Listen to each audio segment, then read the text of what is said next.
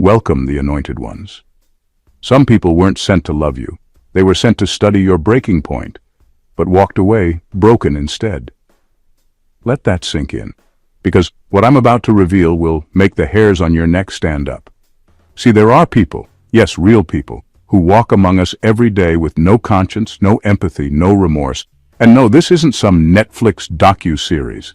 It's spiritual warfare in real time. They're what psychologists call high-functioning psychopaths. But what the chosen ones know them as is spiritually bankrupt predators. And guess what?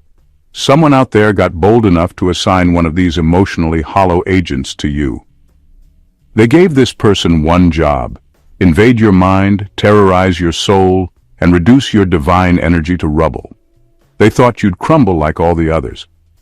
But they didn't account for one thing.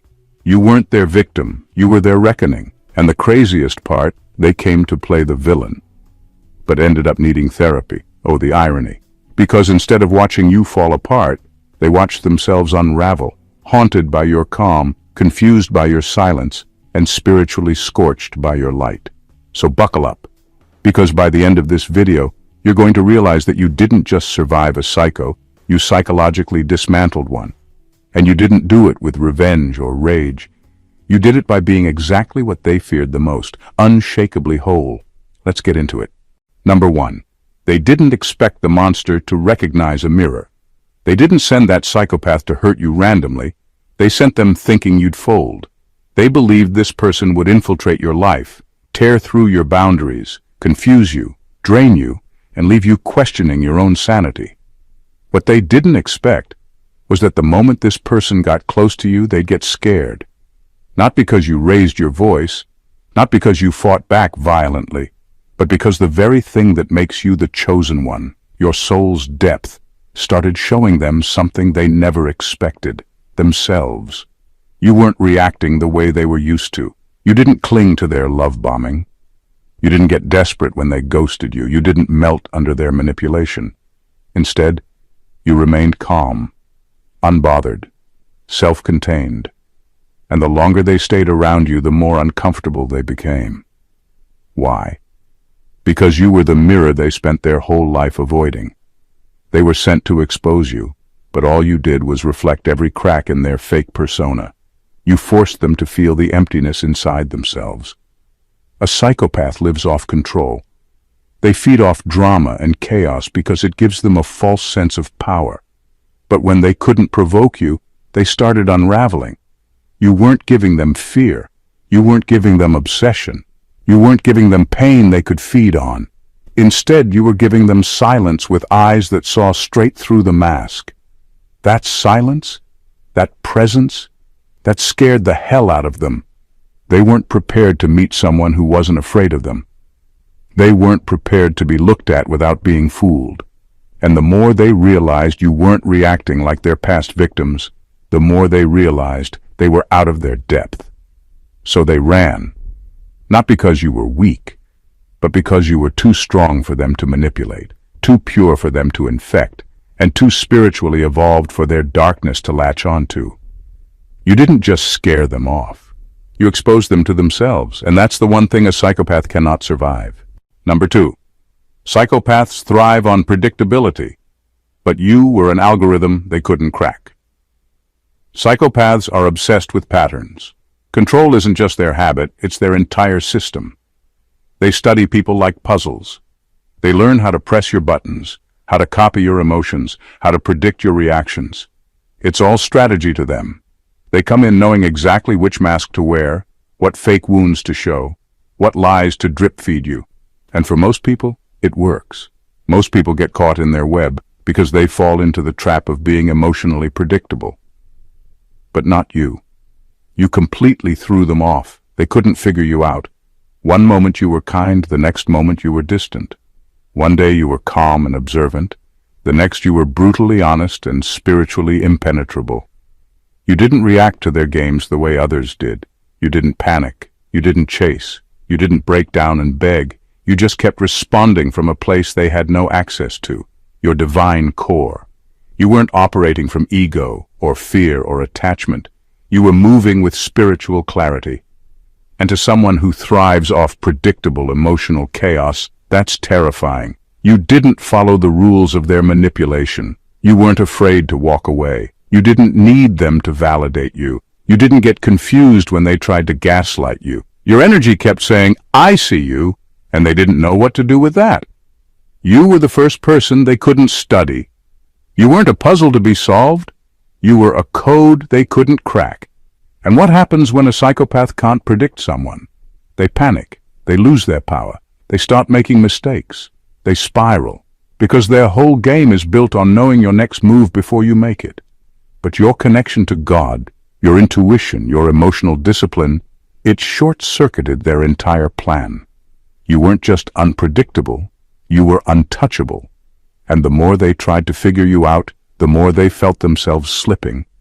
You didn't just escape their control, you ruined the control panel altogether. Number 3, you intimidated them with what you didn't need. Psychopaths come in confident. They come believing they hold the upper hand because they've learned how to manipulate people through their needs. They know how to offer fake love to the lonely, fake security to the insecure, fake attention to the unseen. They feed on your hunger, and that's how they trap you. But when they met you, something went terribly wrong in their plan. You didn't need what they were selling. You weren't desperate for validation. You weren't craving affection. You weren't trying to be chosen, and that alone stripped their power before they could even use it. You see, psychopaths aren't strong. They're opportunists. They find the cracks in people's identity and slip in. But with you, there was no emotional debt to collect. You had already healed things in silence. You already knew how to be alone. You already knew how to self-validate. You weren't walking around with open wounds waiting to be bandaged. So everything they offered, you saw as unnecessary. You weren't impressed. You weren't moved. You weren't flattered. And that confused them. It enraged them. Because suddenly, they were in a situation they hadn't trained for. A person they couldn't bait. They couldn't use sex to lure you in. They couldn't use attention to hook you. They couldn't use guilt because you didn't carry shame. And the most terrifying part? You weren't even trying to resist them. You just genuinely didn't need them. That shook them more than anger or confrontation ever could. That's why they left. That's why they spiraled. Not because you attacked them, but because you couldn't be owned. They came expecting to feed off your emotional hunger, but all they found was a soul that had already eaten. You were full of clarity, full of peace, full of spiritual independence. And when a manipulator realizes there's nothing in you they can exploit, they don't just lose interest, they lose control. That's when the game ends. Because the moment they understand you can't be seduced, controlled, or emotionally starved, you stop being a target, you start being a threat. Number 4, your aura exposed their lack of substance. Psychopaths survive by pretending to be powerful. They wear confidence like a costume. They copy emotions, study behavior, and perform charm. It's all theater, a convincing act built to manipulate the weak and impress the unaware. But when they got close to you, that act started falling apart. Not because you said anything, not because you fought them, but because your aura did what words never could. It exposed the emptiness underneath their performance. Your presence was different. You didn't try to dominate, but you had real power. The kind of power that doesn't shout, doesn't show off, and doesn't need an audience. Your energy was still but heavy, calm but commanding. That's what made them uncomfortable. They were used to impressing people with their fake strength, but next to you, their energy felt small, cheap, even silly. You didn't flinch when they tried to intimidate you. You didn't melt when they turned on the charm. You didn't play along with the roles they tried to assign you. And that's when the mask started slipping. The truth is, your authenticity made them feel like a fraud. You were grounded, rooted, clear. There was no confusion in your spirit, no chaos in your energy. And that kind of clarity is dangerous to a psychopath because it brings out what they've spent their whole life hiding, their lack of real substance. They have no real center, no spiritual depth. Everything about them is curated. But you were real. You weren't performing strength. You were strength. And they felt it the second they got too close. That's why they pulled away. That's why they started unraveling. Because next to your purity, their power looked like a cheap magic trick. Your light didn't just expose them, it embarrassed them. And when someone's entire identity is built on illusion, being seen for what they really are isn't just uncomfortable, it's unbearable. Number 5. They weren't sent to break you. They were sent to measure you. They thought they were the predator, sent to shatter you from the inside out. But the truth is, they were the instrument, not the threat. Heaven allowed them near you for one reason: to reveal exactly how much of yourself you've mastered. Not how loud you could roar, but how calm you could stay. Not how hard you could fight, but how deeply you could trust your inner knowing. That psychopath wasn't a punishment. They were a measuring tool. And the moment they stepped into your world, your real strength stepped forward, without force, without drama, without needing to prove anything. They tried every tactic they had: emotional confusion, manipulation, mind games, passive aggression, love bombing, withdrawal. But instead of reacting, you observed. Instead of falling into their web, you let them tangle themselves in it. You didn't scream or chase or beg. You didn't explain your worth. You didn't even bother trying to be understood. And that's when the test turned into a revelation. Not about them, but about you. Because anyone can act wise in peaceful conditions, but true self-mastery shows up when you're placed in the presence of someone completely chaotic, and you remain centered. You didn't get caught up in their illusions. You stayed grounded in who you are. And in doing that, you flipped the script. You weren't being measured for weakness. They were being measured against your strength, and they failed, miserably. Not because they weren't skilled manipulators, but because you've outgrown the traps that used to work on the old version of you. You've done the shadow work. You've confronted your own wounds. You've built internal clarity. And now, not even a demon in disguise can shake your foundation. They walked in thinking they'd drive you to the edge. Instead, they lost their own sense of direction. Because when someone's entire game is built on shaking others, and you don't move, it's their world that falls apart. You weren't just tested, you became the test. And they failed it, spectacularly. Number 6, you starved their demon. Psychopaths don't just want control, they need your pain to breathe. It's their fuel. Your confusion gives them clarity, your breakdown gives them pleasure. Your emotional chaos becomes their sense of power. They aren't just messing with you for fun, they are feeding off of you. Every tear, every doubt, every moment you second-guess yourself, that's a meal for the demon riding their back. But when they met you, something unexpected happened. You didn't feed them. You didn't give them the drama they were starving for. You left their demon at the dinner table with nothing but silence and stillness. They poked at your wounds and you didn't bleed. They tried to trigger you and you didn't explode. They tried to confuse you and you stayed rooted. That wasn't just self-control, that was spiritual warfare.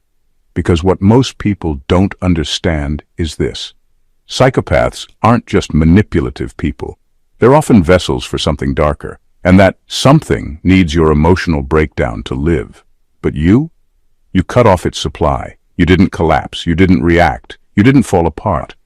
You fasted emotionally, spiritually, and energetically, and their demon couldn't handle the starvation. They started getting irritated for no reason, agitated by your peace, uncomfortable in your presence. Because you weren't a victim, you were a dry well. And demons don't thrive in droughts, they wither. That's what was happening. The spiritual parasite using them was expecting a feast, but instead it walked into a famine. And when you starve a dark spirit of the energy it feeds on, it doesn't just get weak, it runs. That's why they ghosted you, blocked you, or lashed out one final time and vanished.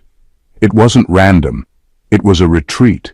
You weren't just difficult, you were spiritually unpalatable. You had no guilt to exploit, no insecurity to hook into, no chaos to amplify, just boundaries, discernment, and a soul too clean for their poison. That's what scared them.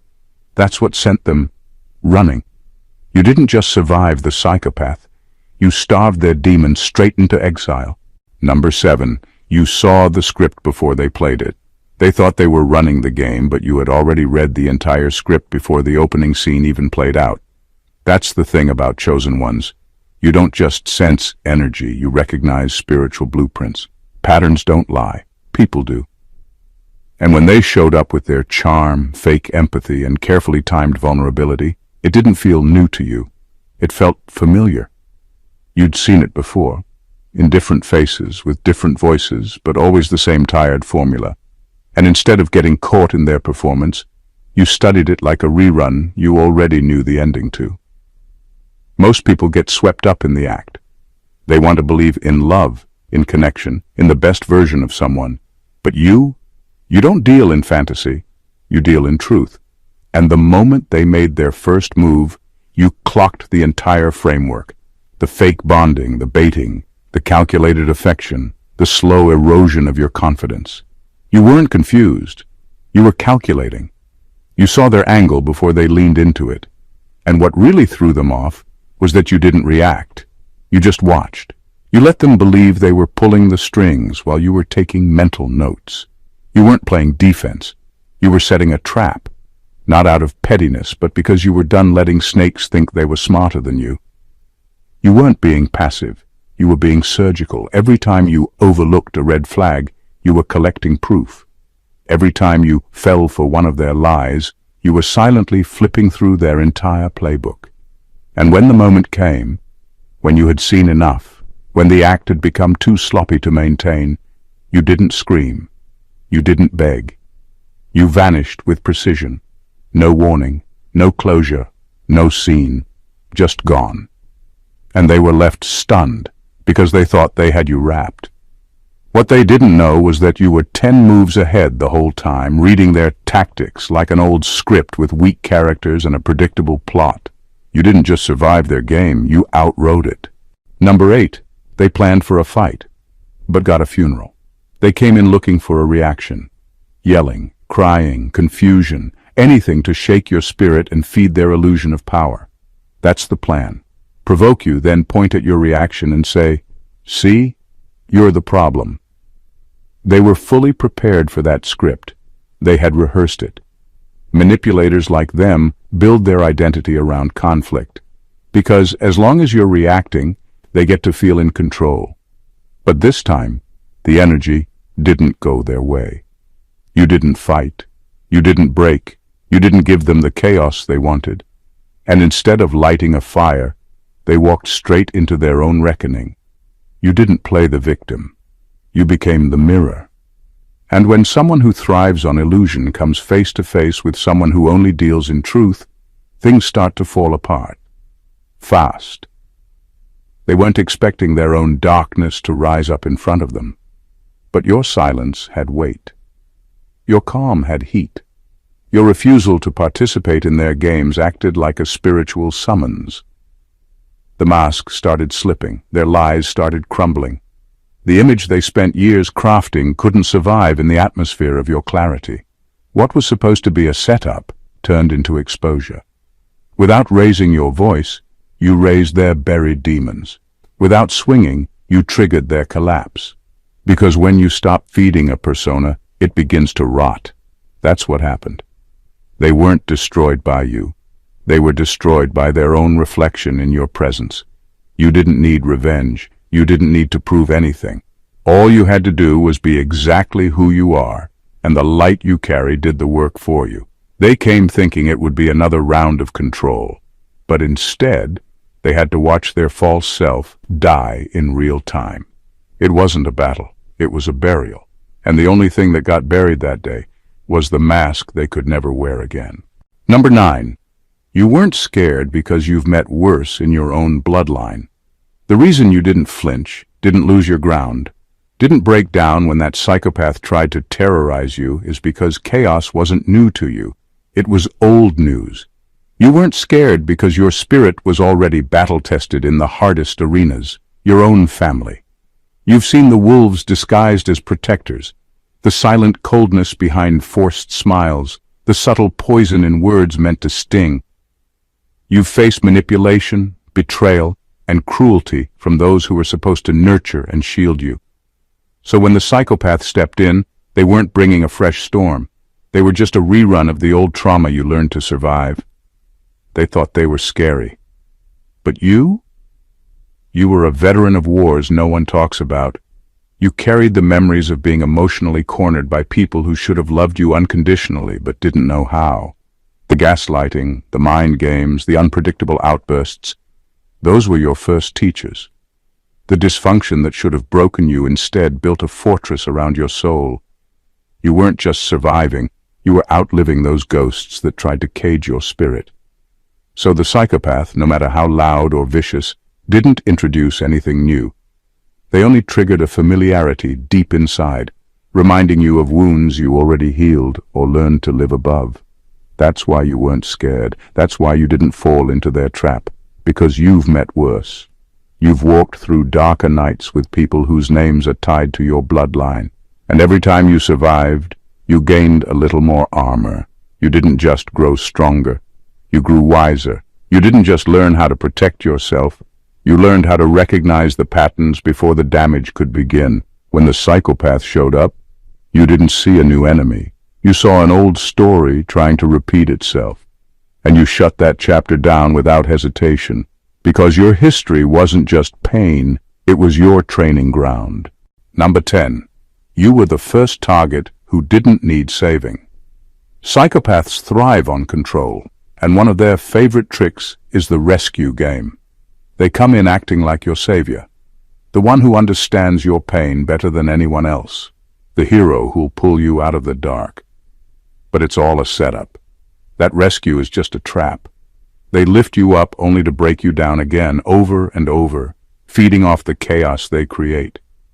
It's a cycle that leaves most people drained, confused, and desperate for their approval. But you weren't a wounded soul waiting for a savior. You were already whole before they even showed up. That's what scared them most.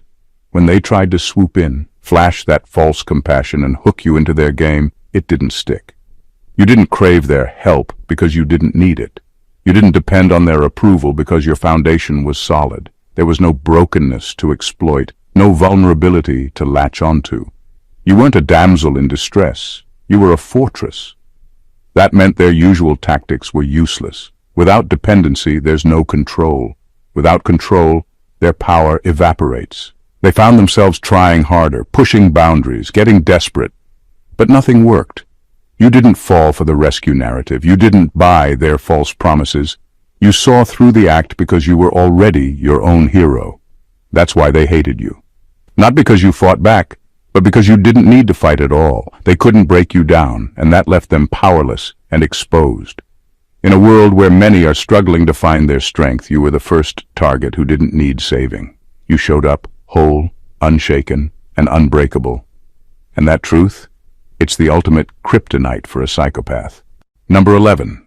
Your spiritual immunity made their games obsolete.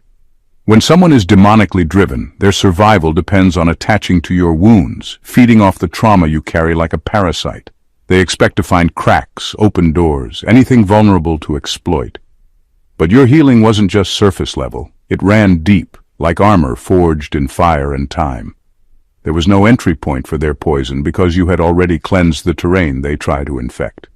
You weren't just calm or unbothered. You were immune. This immunity isn't about being numb or indifferent.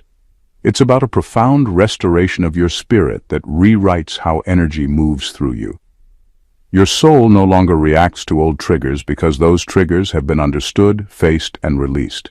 Your nervous system isn't a playground for manipulation anymore. Their lies, their emotional warfare, their threats, all bounce off a barrier they can't see or touch. When they came to disrupt your peace, they hit a dead end. They weren't just met with silence. They were met with a spiritual firewall that short-circuited their schemes. Their usual tricks, gaslighting, guilt-tripping, chaos, were obsolete because they were trying to weaponize trauma you no longer carried. Your healing wasn't fragile or temporary. It was a fortress. It had no cracks, no weak links, no spaces for their darkness to creep in. What most don't realize is that true spiritual immunity isn't passive. It's active. It's a daily choice to refuse their entry, to refuse to be baited, to refuse to participate in the drama. And because of that choice, their games don't work anymore. You've evolved beyond their reach. You aren't just surviving their presence, you are dismantling their power with every breath you take. In the face of someone driven by darkness, your healed soul doesn't just resist, it renders their attacks meaningless. Their poison has nowhere to land because your bloodstream doesn't carry what they need to thrive. Number 12. They couldn't possess what they couldn't define. Psychopaths depend on clear definitions. They need to box people into neat categories: friend, lover, ally, enemy, because it gives them control and predictability. When they know where you stand, they know how to manipulate you. Labels become weapons, and once you're labeled, you're vulnerable. But you didn't fit their mold. You were shapeless, fluid, constantly evolving in ways they couldn't pin down. That made you dangerous to them. Your multidimensional nature wasn't just about being complex. It was about being unknowable. You defied their expectations because you refused to be trapped in a single identity or role. One moment you might show kindness. The next, fierce boundary setting. You carried contradictions, layers, and mysteries that kept them off balance. They couldn't predict your reactions because you didn't follow their script. This undefinable presence destabilized them far more than any direct confrontation ever could. Psychopaths thrive on certainty, on patterns they can exploit.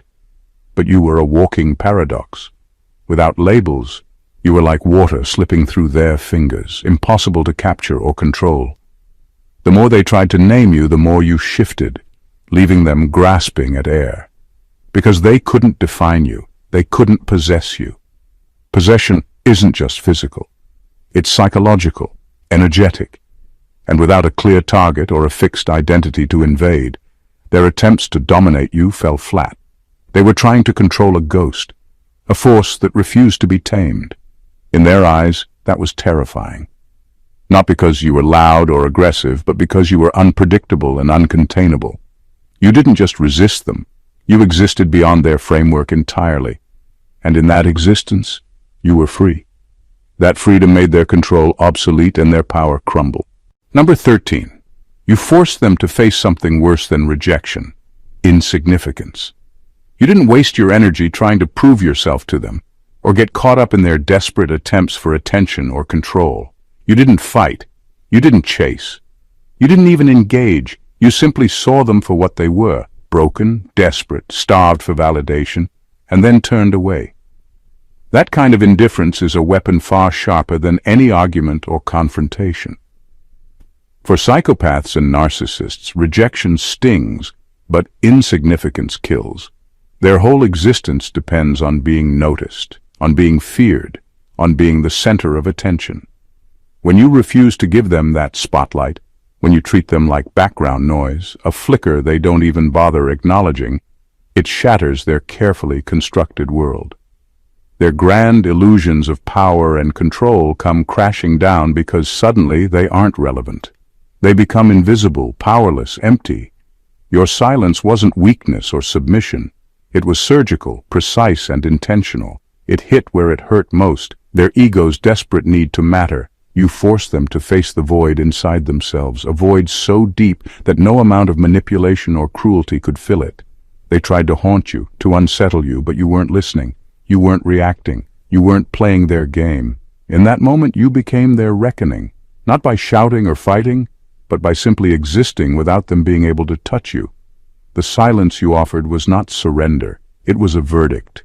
You buried their delusions beneath an unshakable calm that spoke louder than any battle cry ever could. And in that silence, they found their worst enemy, their own insignificance. Number 14. God let them enter, but you were the trap. When God allows something dark to enter your life, it's never random, especially not for the chosen ones. Psychopaths show up thinking they're the hunters, the predators ready to tear you apart. But what they don't realize is that they're actually walking straight into a trap set by a higher power. You weren't just a target, you were the trap itself. This isn't about luck or chance. The universe doesn't waste energy sending threats to destroy you. It sends them so you can reveal your true power. The psychopath came with intentions to break you. But what they found was something far more dangerous to them: divine judgment in human form. Your presence wasn't just a barrier. It was an executioner of their falsehoods, lies, and evil designs. They believed they could play their games and walk away unscathed. But every move they made only tightened the noose they didn't see. You became the living consequence of their actions, a walking reckoning they couldn't avoid. It's like they entered a battlefield they didn't understand, and you were both the terrain and the storm. This divine intervention means their presence wasn't a mistake or a test for you. It was their moment of undoing. You weren't just surviving their chaos, you were dismantling it from the inside out. They didn't just meet you, they met a force far greater than themselves, a cosmic justice embodied in your strength, resilience, and unshakable spirit. In allowing them to enter, God wasn't exposing your weakness. He was setting the stage for their downfall. You were never the prey. You were the trap laid by destiny itself, and the moment they stepped in, their destruction was already written. In the end, what they thought would be their victory became their unraveling. The psychopath was sent not to break you, but to reveal the unbreakable within you. You stood, not as prey, but as the unshakable fortress, silent yet fierce, untouchable yet profoundly present. Every attempt to intimidate, control, or diminish you was met with a force they couldn't comprehend or conquer. Your authentic power, forged through trials they could never endure. This wasn't just survival, it was transcendence. You didn't just scare away the storm, you became the calm that dissolves it. Remember, the greatest strength isn't loud or aggressive. It's the steady flame inside that no darkness can snuff out. And that flame? It's yours, fiercely alive, forever untouchable, and eternally victorious. If this message spoke to you, and you're ready to stand stronger in your truth, make sure to hit that subscribe button and join this powerful community. Like the video if it moved you. Drop a comment to share your story or thoughts. I want to hear from you. And don't keep this energy to yourself. Share it with someone who needs to hear it today. Together we rise, unshaken and unstoppable.